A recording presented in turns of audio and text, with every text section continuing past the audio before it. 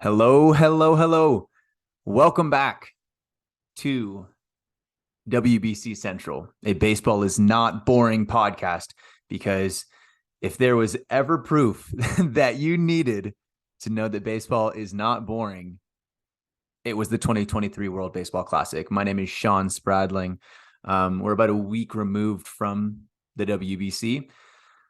First of all, I just want to thank y'all for letting me rest for a couple days. I was absolutely exhausted after the WBC, staying up until 3 a.m., waking up at 4 a.m. for the Pool A and B games, flying out to Phoenix and Miami for the pool game, and then the semis and the final. It was the time of my life. One of the craziest, coolest, sweetest experiences that I've ever had. But I was exhausted. So took a break for a few days on Twitter. I haven't done a podcast episode in a little bit. So just appreciate y'all for that. But yeah, it's over. We did it. The 2023 World Baseball Classic is a wrap. I still can't believe it's over. After the weeks, the months, even, I mean, it's almost been a year since I've been covering the WBC, that y'all have been following along on Twitter. So yeah, it was over just like that. It was 2 weeks, and now we have a winner. We have Samurai Japan is the winner of the 2023 World Baseball Classic. Congratulations to Japan. They absolutely earned it.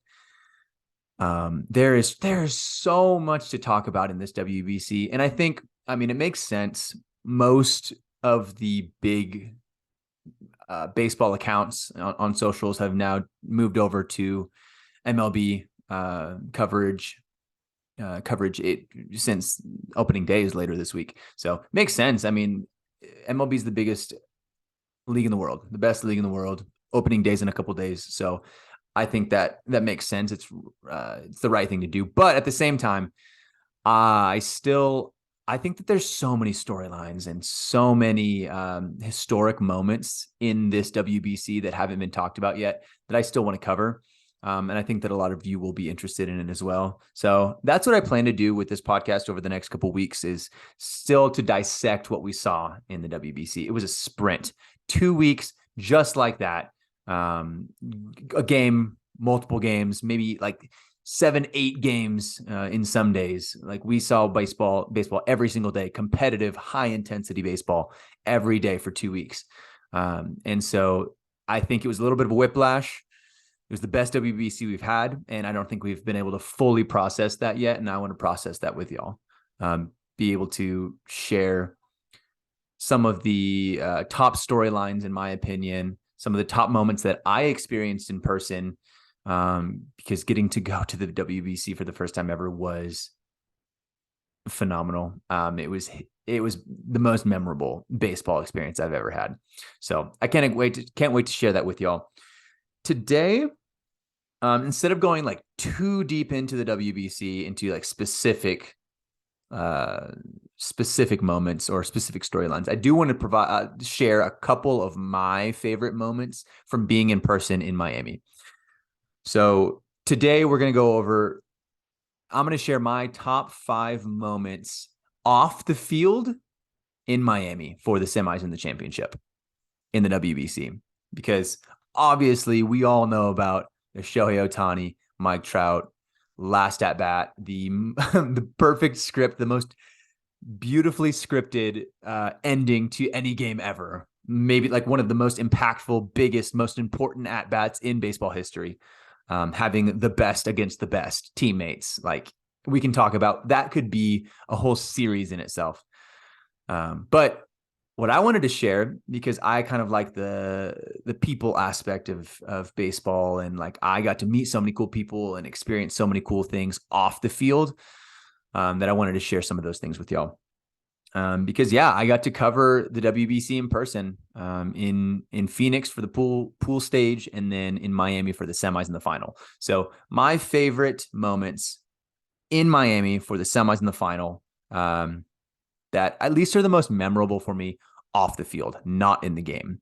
One of these is kind of a cheater. It's technically on the field, but not in a game. So the number 5 for me will count down from 5 to 1. Number 5 for me is sitting next to the Cuban reporters and writers during the USA versus Cuba game. The reason why this is a top 5 moment for me is because that game was baseball history. USA versus Cuba, some very heated, politically charged relations between the two countries. There's not much good happening between the two countries right now in the political sphere with the governments. So because of that, it was very heated. There were protests outside the stadium in Miami all day, starting hours and hours before the game started. In Miami, the stadium, Lone Depot Park for the Marlins, is in Little Havana. Miami is home to the largest population of Cubans and Cuban Americans in the U.S. So there was just so many narratives, and like there's so much backstory and background to why this rivalry and this game was so intense and so historic. The Cuban national team, the highest level, the top Cuban national team has never played in Miami. They've never played the U.S., I don't believe, in the WBC either. So just everything about this was historic. So we get to the game, we go in the stadium. It's pretty heated outside. It's probably, 80% Cubans and Cuban Americans in the stadium. But the crazy thing about it is, even though it was like 80% Cubans and Cuban Americans, it's probably only 50% rooting for Cuba, because a lot of those fans despise their government. They hate what their country's government has done to their families and represents. So they don't hate their country, but they hate what the government has made their country into and what the government has become and what the government and the team represents. So because of that, a lot of the Cubans and a lot of the Cuban Americans were rooting for the USA, which was kind of a surreal, kind of eerie experience to be among so many Cubans, but for them to be rooting against Cuba. So yeah, we get in the stadium, a lot of Cubans, we go up to the press box, and the game starts. Obviously, USA steamrolls Cuba. It wasn't close really at all during the game. But there were a couple protests. There was a couple people that ran on the field, protesters carrying signs, people that dropped like banners in the outfield. I think there were 3 people that ran on the field. So the whole game was pretty intense and very political, I guess. But the cool thing about sitting next to these Cuban reporters for me was to see their reaction to the protesters and to the signs and the chants. There were freedom chants throughout the stadium, like almost the whole game. Cubans and Cuban Americans were chanting freedom, freedom in Spanish, because to protest the Cuban government. There were signs that said, for example, Libertad para los, I think it says presos cubanos, and then it says del 11 de julio. So that was one of the signs that the protesters ran out on the field with. Just protests against the Cuban government. They want to free Cuba. So sitting next to these reporters was really cool because they got really excited and they were really happy to see these Cuban fans kind of stand up to the government and to be to root for and hope for and cheer for a free Cuba. So it was very political, but it was really cool to see the reaction from the Cuban reporters that I was sitting next to, because they were really excited, really happy to see that. Because some of the guys I talked to, like their grandparents were killed by the government. Their parents were impoverished for years and years and years until they were able to escape Cuba. So yeah, it was a surreal experience for sure. So that was number 5, sitting next to the Cuban reporters to experience that with them. Number 4 for me was seeing the angry USA players after the final, after the championship for the WBC. And the reason I say that that's one of my top 5 is because it encourages me and excites me to see that fire inside them. We won in 2017. We lost this time with a better team. So to see the fire inside of them, I think that they're going to want it badly in 2026. Devin Williams was not happy. He was not happy that they lost. Mike Trout didn't do any interviews on the field, really. He kind of stayed in the dugout for a little while. And then when the reporters came out on the field, he kind of just went straight to the clubhouse. And then I think he eventually did some interviews in there in the clubhouse. But it was pretty intense. Like, a lot of those guys were not having it. I mean, and it makes sense. USA is supposed to be the top of the world in baseball. We're supposed to have the best players. You can make every excuse in the world that we don't have our top pitchers there, but at the end of the day, like, Japan has their best pitchers, including the best player in the world, Shohei Ohtani. You got Yu Darvish, you got Yoshinobu Yamamoto, Roki Sasaki, Shosei Togo. You got all of these guys that are the top tier of Japanese pitchers. The Dominicans, you have Sandy Alcantara, he played, Christian Javier. So, like, there really isn't much excuse at this point. And I think the USA players felt that is like they're not okay with losing. And I think when it comes to 2026, I would expect we have some better pitchers. I've heard some pitchers say that they do want to play. So, for example, Tyler Glasnow said he would love to play in the future if he wasn't hurt. So that'd be a big pickup. And so I don't know. Dylan Cease could in the future. He turned it down this year, but who knows? I think that this ignited something inside Team USA, though, in our national team that hopefully will cause a lot of the higher end pitchers to join, because it wasn't, I mean, at the same time, though, we didn't lose because of our pitching. Our elite dream team, best lineup that's ever existed just didn't really show up on the last night. And they could have done better, but I don't really blame them going up against some of the best pitchers in the world for Japan. But at the same time, there's no excuse. Japan played better. They had the better team at the end of the day. They had the best pitching in the tournament. So, yeah. Number 4 for me, seeing how frustrated and angry and passionate the USA players were, because it would have been so easy for them to just be like, it's whatever. Like, we lost, exhibition game. Who cares? Like, well, it's a fun time, but no, a lot of them were pretty upset. Number 3 on the top 5 moments off the field in Miami for the semis and the final of the WBC for me. Number 3 was the aftermath of the Munetaka Murakami walk-off against Mexico. And when I tell you it was just mayhem and madness, like, it was crazy after the walk-off, not the walk-off. It was crazy after the Shohei Ohtani, Mike Trout at bat for the final. But after the Munetaka Murakami walk-off, it was mayhem. Like, people were screaming and freaking out because it was just so improbable. They were down the entire game. Correct me if I'm wrong, but I think they were trailing the whole game to Mexico until that walk-off.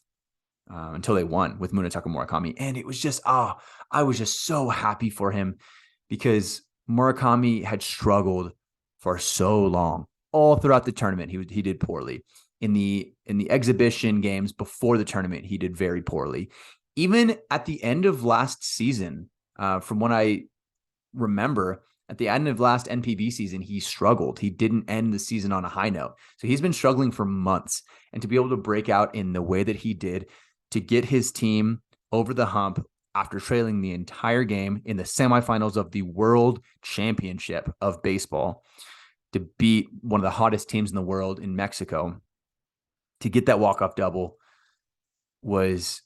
I was so happy for him. It was such a cool experience, and everybody, like, the stadium exploded. Everybody freaked out. And for us, the reporters, the writers, the people covering the game, the press, we sprinted out of the stadium, or out of the section that we were in. I was in the auxiliary section for this game, for the final and in the semifinals. I was not one of the high-end, high-profile reporters, so I was way out in the outfield in the auxiliary press section. So we got up and sprinted as fast as we could over to the elevators to get down to the press interview room, because people were just freaking out. It was loud. It was a word everybody uses, electric. That was my heart was racing so fast because the Japanese fans were just so excited. And I think the stadium was just so excited to see an ending like that. Mexico had played so well that whole game, and Japan had played well too. They just left so many runners on base. So, yeah, it was crazy. It was like my heart was racing for hours after the game. Like even on the way home after the interviews, the press conferences, the teams were leaving the stadium, I was still like breathing fast, just because of how intense that moment was. So I was just super, super happy for him. Of course, the next at bat, his first at bat in the final, he also crushes a home run to right field. So I expect him to start the NPB season on a very high note because he's so hot at this point, so much confidence after having such a lack of confidence before. So yeah, really happy for him. That was just a crazy moment. Number two of the top 5 moments off the field in the WBC for the semis and the final was Benji Gil's press conference after that loss. Mexico was crushed. I talked to Alec Thomas after the game, and he was just, he was so sad. I felt so bad for them. Patrick Sandoval, he was bummed. Like he was still in good, like high spirits because he played really well. The team achieved so much through the tournament. They were underrated the entire time. They made it all the way to the semis, like the most successful Mexican national team we've ever seen.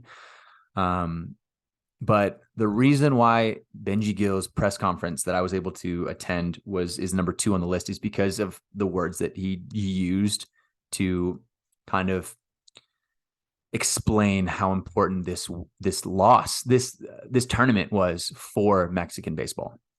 So in his words, he said, and I'll paraphrase, he said, this was a huge loss. It hurt. But at the same time, even though they lost, this would be considered a massive win in Mexican baseball because of how much this team has inspired Mexican ball players from the youth level all the way up to the professional leagues. They've inspired, they've excited, they've ignited kind of Mexican baseball in a way that has not happened in a long time, if ever. Randy Arozarena was the face of baseball for a week. Like he just lit it up with his arms crossed. If you're watching on YouTube, that's why I pulled away from the mic. His arms crossed salute, or his arms crossed celebration. It was cold. But yeah, like I said, this is the most successful. This is the greatest Mexican national team of maybe any sport. A lot of Mexican fans were saying in my mentions and comments on Twitter, even like not even there's no soccer team, no Mexican soccer national team has even made it that far to make it to the World Cup of Baseball semifinals. Most successful national team in Mexican baseball history. And because of that, I think it really did kind of ignite baseball in Mexico. And I'm really excited to see how it moves forward from here. It's not going to ever reach soccer. Soccer is the number 1 sport in Mexico. But if this could be number 2, like a definitive number 2 across the country, baseball has grown so much. And this team had so much chemistry. They played so well. The pitching was incredible. They beat the USA. They made it to the semis. They beat Venezuela, which was one of the biggest upsets in the tournament as well. I had them as my most underrated team coming into the tournament, and they proved that like they were legit. Randy Arozarena, Patrick Sandoval, Joey Meneses had some massive moments. Luis Urias. So this team is really, really good. They're also very young. I would very much expect them to be back in 2026 and not disappoint. So I really liked his press conference because he was just so hopeful. Like even after this crippling hard loss where everybody was super sad, he was still encouraging. And I also I don't know, I want to give him a shout out because he has endured a lot of crap over the last year or two or three. I don't know the full transparency. I don't know the full extent of his tenure as the Mexican national manager, but I know that a lot of Mexican fans did not like him before this WBC. I think maybe he just disappointed or he underperformed compared to what the hopes were. But a lot of the mentions in my tweets were saying how they did not like him as manager and they thought it should be someone else. Well, after this WBC, everybody has jumped on board the Benji train. He has shown everybody that he is a mature, confident manager that can run a very, very successful national team. And I think that he should be the manager moving forward for the national team in Mexico. And I don't think that there are many people that disagree with that now. So I'm really happy for him, really excited for this team. Congratulations to Mexico, because this was an incredible run. That's number two. And number one for moments off the field, and this is when I said I'm kind of cheating because it's technically on the field, but the craziest thing I think I experienced that was not in the game was Shohei Ohtani's batting practice. I had never seen a live batting practice of Shohei Ohtani, and it did not disappoint. Everybody talks about how it's a whole event in itself, and it absolutely is. Like, I don't know. It was different.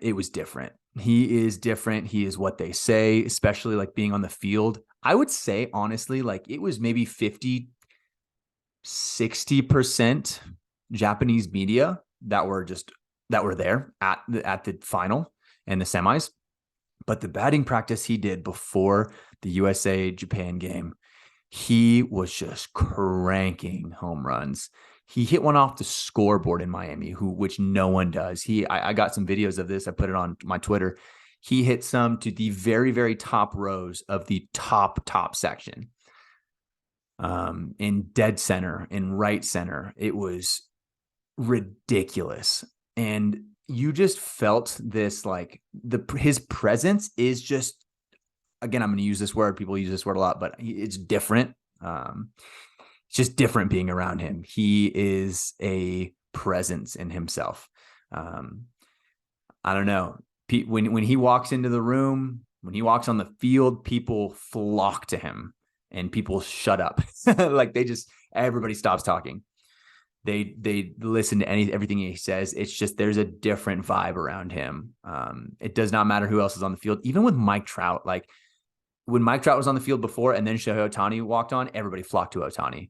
I mean, makes sense. He's the best player in the world. He has shown that. He's proved that he is a freak talent. He can do everything, and he can do it at the highest level on the highest stage. Seeing him strike out, again, this could be a whole podcast series in itself, but seeing him strike out Mike Trout to solidify one of the craziest at-bats in baseball history, after a full count, 2 outs in the bottom of the ninth or in the top of the ninth to win the World Baseball Classic, and then to see him fling his glove and fling his hat off the field after that was just wild, because we've not seen that side of Ohtani yet. Like, he hadn't been able to win anything with the Angels, but to see his energy and intensity and passion was crazy. But that BP, he's a different animal. People stopped. Like, I would pay to watch just his BP. So whenever someone says that his BP is like an event in itself, it is. Like, definitely believe them, because it's different. He's launching him 500 plus feet. And he said before the game, I think, like, he was doing that to intimidate. Like, he's doing that to actually show people what he can do. But yeah, him walking by, like, I got some videos of him walking by me. Didn't get to interview him or anything because there was just too much Japanese media that were kind of like all flocked around him. And there was a lot, but just to be near him felt crazy. Like it felt like the center of the sports world out of that moment. And I mean, he went from like, don't quote me on this, I'm going to have to check my Twitter after this, but I think he went from like 1 million to like 4 million followers on Instagram or something like that. I can't believe that there were millions of people that just decided to follow him out of nowhere that either didn't know about him or weren't following him before in the baseball world or just the sports world in general. But yeah, he turned into a different beast when in the WBC wearing Samurai Japan jersey. Like he's different. He's different. So he won MVP for the WBC. But yeah, being on the field with him was crazy. It was crazy. So if you ever get a chance to watch his BP, definitely do. Yeah, so that's my top 5. Couple of the things that I left off, some honorable mentions. The celebrations on the field were awesome. Like seeing Samurai Japan afterwards, just kind of like loosen up and just like go crazy, like celebrating with each other, taking pictures was awesome. If you haven't seen the interviews I've done with Shugo Maki and Roki Sasaki yet, go to my Twitter and my you can go to my YouTube as well. I posted them there like shorts. But they were so much fun. Posted them on TikTok as well. They both attempted English, and I was so happy that they did. They didn't have to do that. They were so nice, both of them. I wish I knew Japanese, but I didn't. So I asked like, hey, like, would you mind doing like a super short interview in English? And they both were like, yeah, for sure. Like, let's try it out. And when there were some Japanese reporters that kind of helped them interpret and translate a couple things while we did it. But Shugo Maki was hilarious. He was so funny. And just like I got to talk to him like for a second after the interview as well. He's just a funny dude. I wish he had a Twitter. I wish he would come over to MLB. He doesn't have to, but if he did, I'd love to meet him again, honestly. Because he was so funny. He's a character. And also like I'm still starstruck by interviewing Roki Sasaki. Like he could win Cy Young someday. He's going to win the Cy Young equivalent in Japan for sure. I don't doubt that at all in the next couple of years, the Sawamura Award. So yeah, that was crazy. That was really cool to be able to interview him. But yeah, so seeing them celebrate on the field, seeing all the greats, like all the stars from past years in the WBC and just in MLB was really cool. Got to meet Daisuke Matsuzaka, CC Sabathia, got to take a picture with him. Adam Jones was there the whole tournament, who's obviously like a WBC legend with his catch in 2017. So that was really cool. Just seeing like everybody there, the whole baseball world stop and celebrate our game, our global game was really special to be there for. And then just like walking around outside, I took a moment before the final, before the Japan USA final, I took a moment to just go outside and walk around kind of the area outside the stadium just to kind of take it all in. It's the last game. I was a little sad, honestly. Like I got a little sad before the game because it was like, all of it is led up to this and it's ending. It's all ending. But it was just really special to see all the fans outside.